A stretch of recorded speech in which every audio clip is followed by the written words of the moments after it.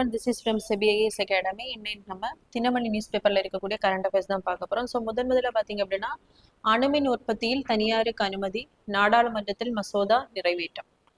So இந்த topic பார்த்தீங்கன்னா group 1 9 syllabus paper 3 science and டெக்னாலஜியில் கவர் ஆகும். ஸோ இந்த சட்டம் பார்த்தீங்க அப்படின்னா சாந்தி அப்படிங்கிற ஆக்ட் வந்து கொண்டு வந்திருக்காங்க. சாந்தி ஆக்ட், அதாவது sustainable harnessing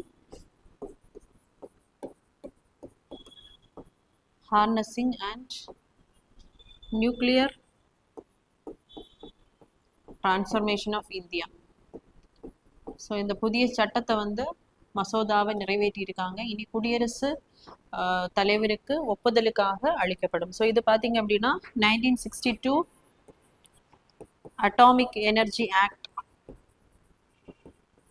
ஸோ கொண்டு வந்திருப்பாங்க. ஸோ அதன்படி பார்த்தீங்க அப்படின்னா கவர்மெண்ட் மட்டும்தான் என்ன பண்ண முடியும் அப்படின்னா அந்த நியூக்ளியர் மெட்டீரியல்ஸை யூஸ் பண்ணி அதுலேருந்து எலக்ட்ரிசிட்டி வந்து ப்ரொடியூஸ் பண்ண முடியும். அடுத்ததாக பார்த்தீங்க அப்படின்னா 2010 civil liabilities for nuclear damage act வந்து கொண்டு வந்திருப்பாங்க.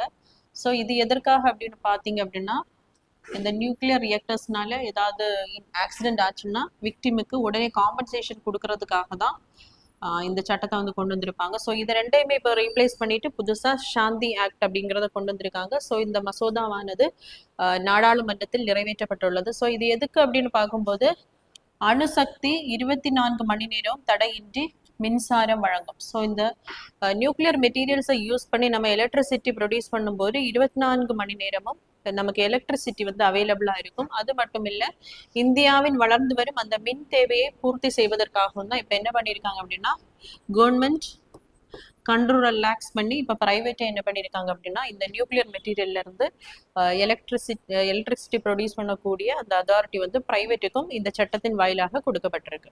ஸோ நெக்ஸ்ட் பார்த்தீங்க அப்படின்னா புதிய ஊரக வேலை திட்ட மசோதாவுக்கு ஒப்புதல். ஸோ இந்த டாபிக் பார்த்தீங்கன்னா குரூப் 1 9 சிலபஸ் பேப்பர் 4 எக்கனாமியில்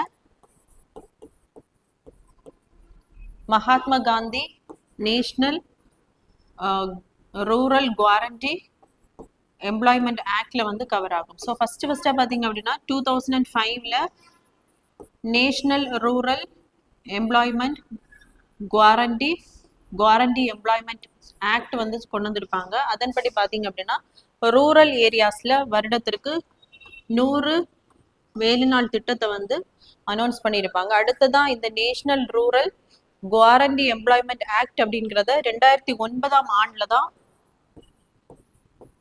Mahatma Gandhi national rural guarantee employment act அப்படின்னு பேரை வந்து சேஞ்ச் பண்ணியிருப்பாங்க. ஸோ இப்போ பார்த்தீங்கன்னா இதை மறுபடியும் சட்ட திருத்தம் வந்து பண்ணியிருக்காங்க. அதற்கான ஒப்புதலை தான் முதல்ல பார்த்தீங்க அப்படின்னா மக்களவையில நிறைவேற்றப்பட்டிருக்கும். இப்போ பார்த்தீங்க அப்படின்னா மாநிலங்களவையும் இதற்கான ஒப்புதலை வந்து கொடுக்கப்பட்டிருக்கு. ஸோ இதற்கான புதிய சட்டம் பார்த்தீங்க அப்படின்னா இதுக்கு பேர் வந்து பாரத ஊரக வேலைவாய்ப்பு மற்றும் வாழ்வாதார உறுதியளிப்பு சட்ட மசோதா, விபிஜி ராம்ஜி ஆக்ட். ஸோ அதாவது விக்ஷித் பாரத்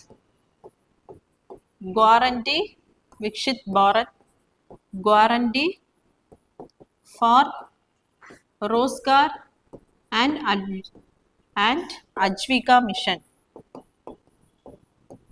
ஸோ இந்த மகாத்மா காந்தி ஆக்டை வந்து இப்போ இந்த நேம் சேஞ்ச் பண்ணியிருக்காங்க. ஸோ இதன்படி பார்த்தீங்கன்னா இது வரைக்கும் 100 நாட்கள் தான் வருடத்திற்கு வேலை வாய்ப்பானது வழங்கப்பட்டிருக்கும். இனிமேல் பார்த்தீங்க அப்படின்னா 100 நாளிலிருந்து 125 நாளாக அந்த வேலை நாட்கள் உயர்த்தப்பட்டுள்ளது. அது மட்டும் இல்லாமல் இதுக்கு முன்னாடி பார்த்தீங்க அப்படின்னா சென்டர் தான் இதற்கான அந்த எல்லா பேமெண்ட்டே வந்து அவங்க தான் ரிலீஸ் பண்ணுவாங்க. ஸோ இனிமேல் பார்த்தீங்க அப்படின்னா ஸ்டேட் கவர்மெண்ட் வந்து 40% நிதியை வந்து பே பண்ணணும், 60% வந்து சென்ட்ரல் கவர்மெண்ட் வந்து பே பண்ணுவாங்க இதற்கான நிதி.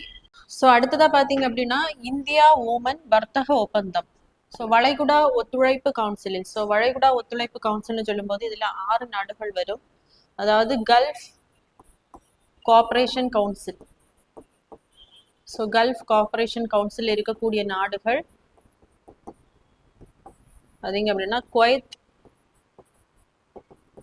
Saudi Arabia, Bahrain,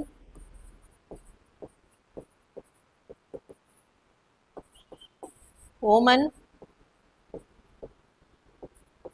Qatar,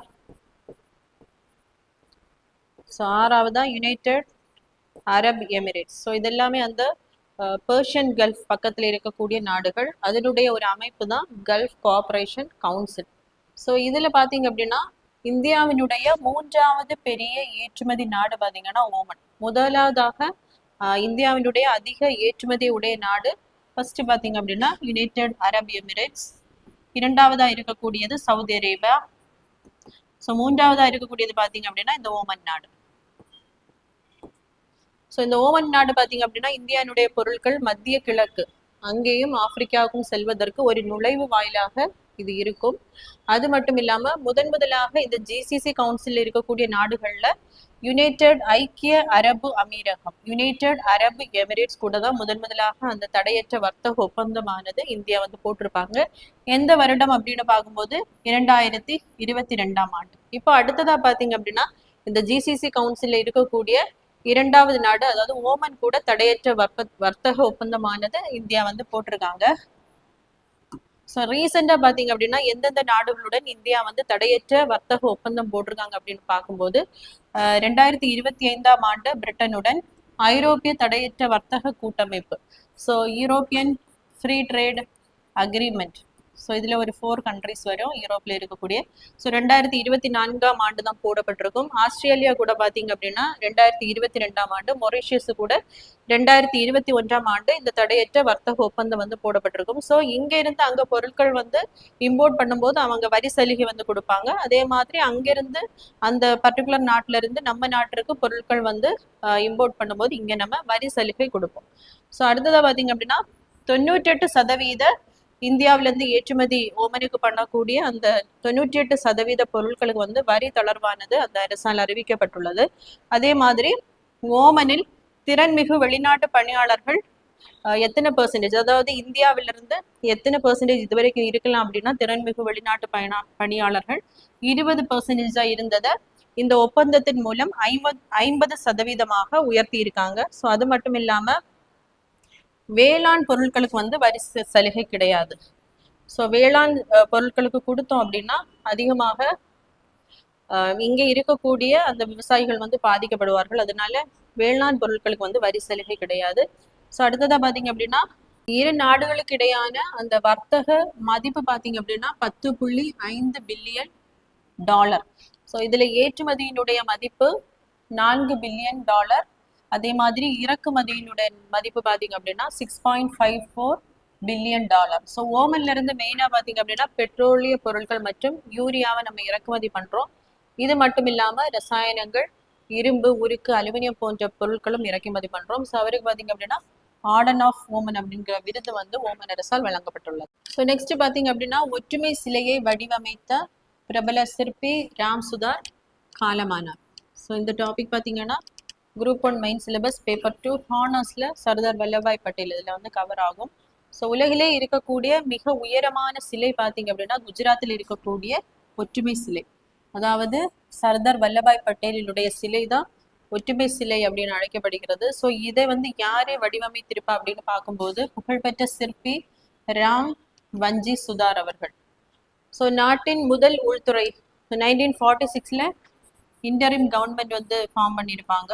so அந்த டைமும் நம் நாட்டின் உள்துறை அமைச்சராக சர்தார் வல்லபாய் பட்டேல் அவர் தான் இருந்திருப்பாரு. ஸோ அது மட்டும் இல்லாம 1947ஆம் ஆண்டுல விடுதலைக்கு பின்பு அமைக்கப்பட்ட அந்த பேரவையிலையும் சர்தார் வல்லபாய் பட்டேல் அவர்கள் தான் உள்துறை அமைச்சராக இருந்திருப்பாரு. ஸோ இந்த சிலை மட்டும் இல்லாம நாடாளுமன்ற வளாகத்தில் அமைந்த தியான நிலையில் இருக்கக்கூடிய மகாத்மா காந்தி அவர்களுடைய சிலை, காந்தியினுடைய சிலை, அதே மாதிரி குதிரை மீது அமர்ந்திருக்கும் சத்ரபதி சிவாஜியின் கம்பீரிய சிலை உள்ளிட்ட பல சிலைகள் வந்து அந்த சிற்பி ராம் வஞ்சி சுதார் அவர்களால் தான் வடிவமைக்கப்பட்டிருக்கும். ஸோ இவருக்கு என்னென்ன விருதுகள் கிடைக்கப்பட்டிருக்கு அப்படின்னு பார்க்கும்போது 1999ஆம் ஆண்டு பத்மஸ்ரீ விருதும், ஸோ இது பார்த்தீங்க அப்படின்னா நாட்டினுடைய 4வது உயரிய விருது. அடுத்ததா 2016ஆம் ஆண்டுல பார்த்தீங்க அப்படின்னா பத்மபூஷன். ஸோ இது பார்த்தீங்கன்னா நாட்டினுடைய 3வது மிக உயரிய விருது. அதே மாதிரி இவருடைய அந்த பிறப்பிடம் பார்த்தீங்க அப்படின்னா மகாராஷ்டிரா. ஸோ மகாராஷ்டிராவில் இருக்கக்கூடிய அந்த மகாராஷ்டிரா பூஷன் விருதும் இவருக்கு வந்து வழங்கப்பட்டிருக்கு. ஸோ அடுத்ததா பார்த்தீங்க அப்படின்னா இந்த கரண்ட் அஃபேர்ஸ் ரிலேட்டடா முன்னாடி கேட்கப்பட்ட அந்த டிஎன்பிஎஸ்சி கொஸ்டின்ஸ் வந்து நம்ம பார்க்கலாம். ஸோ 100 நாள் வேலை வாய்ப்பு திட்டம் டேஷின் கீழ் மதிப்பிடப்பட்டுள்ளது. ஸோ இந்த 100 நாள் வேலை திட்டம் எந்த திட்டத்தின்படி கொண்டு வரப்பட்டிருக்கும் அப்படின்னா தேசிய ஊரக வேலை வாய்ப்பு உத்தரவாத திட்டம். ஸோ இந்த திட்டம் பார்த்தீங்க அப்படின்னா 2009ஆம் ஆண்டு Mahatma Gandhi national rural guarantee employment ஸ்கீமா மாறி இருக்கும். இப்போ இதை திரும்பவும் பேர் சேஞ்ச் பண்ணியிருக்காங்க. அதாவது Viksit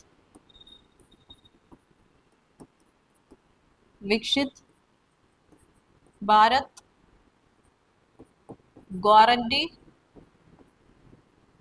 guarantee for Rozgar and Ajeevika mission. So அப்படின்னு பேர் சேஞ்ச் பண்ணியிருக்காங்க. அது மட்டும் இல்லாம 100 நாள் அப்படிங்கிறத 125 நாளாகவும் இப்ப வந்து இது மாற்றப்பட்டிருக்கு. ஸோ அடுத்த கொஸ்டின் பார்த்தீங்க அப்படின்னா ஒற்றுமையின் சிலை எங்கு நிறுவப்பட்டுள்ளது? ஸோ ஒற்றுமையின் சிலைன்னு சொல்லும்போது சர்தார் வல்லபாய் பட்டேல் அவர்களுடைய சிலை தான். ஸோ இங்கு எங்கு நிறுவப்பட்டுள்ளது அப்படின்னு பார்க்கும்போது குஜராத் மாநிலத்தில் இருக்கக்கூடிய வதோதரா அப்படிங்கிற இடத்துல தான் இது நிறுவப்பட்டுள்ளது. தேங்க்யூ.